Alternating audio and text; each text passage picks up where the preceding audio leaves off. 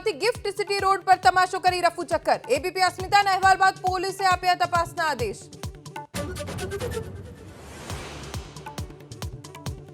જંત્રીના દરમાં મોટા વધારાની રાજકોટ બિલ્ડર એસોસિએશનના ઉપપ્રમુખે વ્યક્ત કરી આશંકા।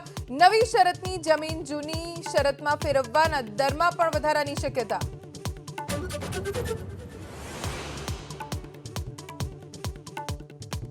कोलकाता कांड में बंगाल सरकार और पुलिस पर सुप्रीम कोर्ट ना गंभीर सवाल। पूछ्यु एफआईआर में केम विलंब। सीबीआई पास 22 ऑगस्ट सुधी में मांग्यो स्टेटस रिपोर्ट।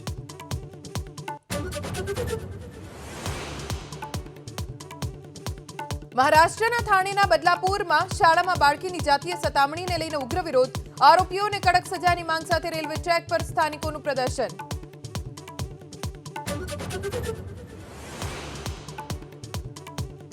सिक्किमना सिंगतमમાં દીપુદારા પાસે ભૂસ્ખલન। એનએચપીસી તિસ્તા સ્ટેજ પાવર હાઉસને નુકસાન। ભૂસ્ખલનના લાઈવ દ્રશ્યો આવ્યા સામે।